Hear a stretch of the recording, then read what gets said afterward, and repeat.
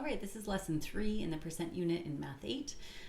The concept we're looking at today is when you have a percent increase or a percent decrease. These you'll often see quoted in news articles, or oftentimes we'll use these when we're looking at sales or discounts or taxes or things like that. So lots of different real life applications here. Okay, so let's start with 2 examples.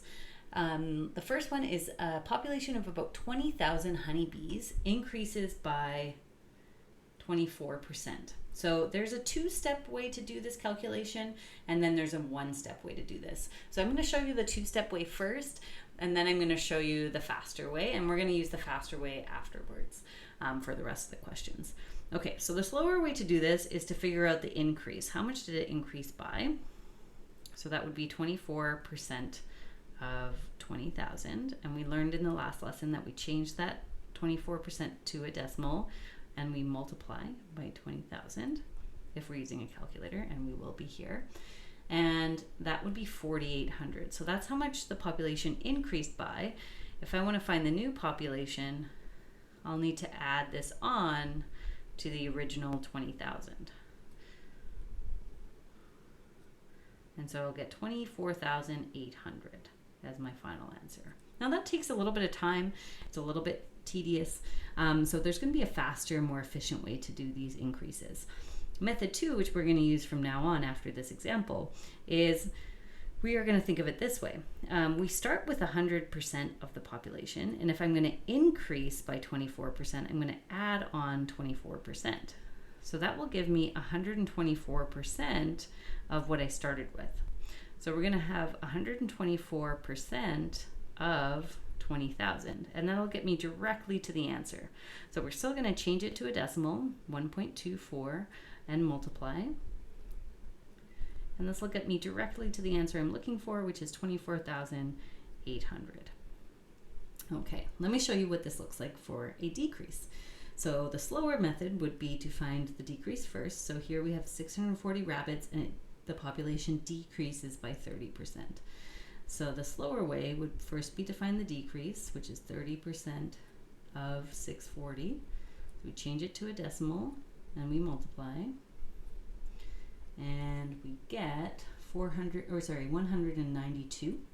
And then we would subtract, because it's going down, decreasing, 640 minus 192, and you get 448 rabbits as our new population. So that's the slower method. It's a 2-step method. I'm going to show you how to do it in 1 step. So if we start with 100% of the population and it goes down by 30%, this time we're going to subtract by 30%. We're going to end up with 70% of what we had to begin with. So I'm just going to go ahead and find what 70% of 640 is, and I'm going to get straight to the answer that I'm looking for. 70% of 640 is exactly 448. So it's a lot faster than doing the 2-step method. Okay, so let's practice this in a couple of other contexts. Okay, example A.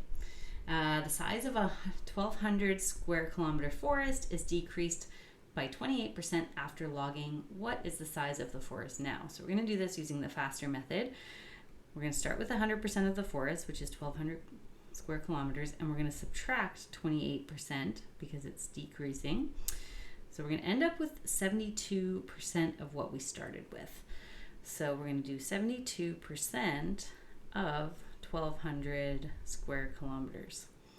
So 0.72, divide by 100 and multiply.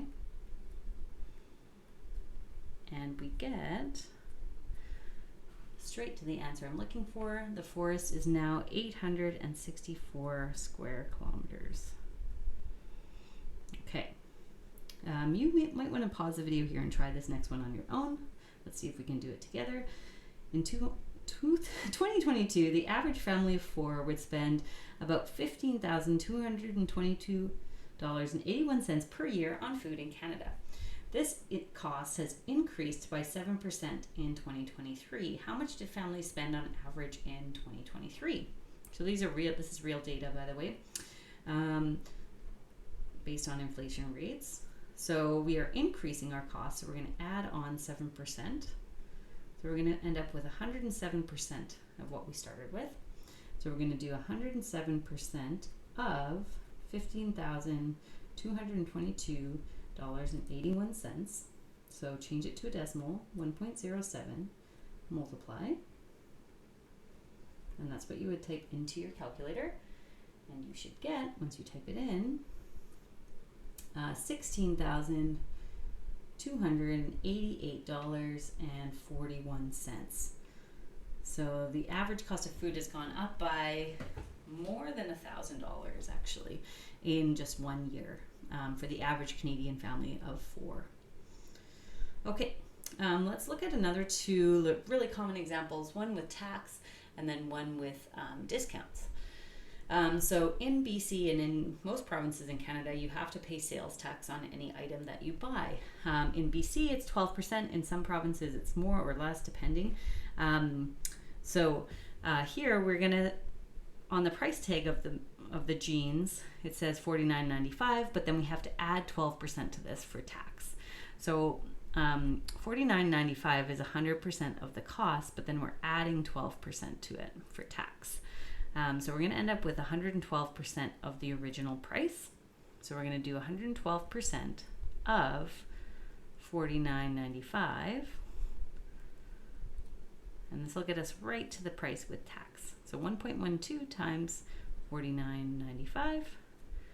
And that'll tell us the price that we're actually paying, which is $55.94. So I think actually if you're under 15 years old, you might pay a little bit less. You might pay only 5% sales tax when you buy clothes, but for any adults, they'd be paying the full 12%.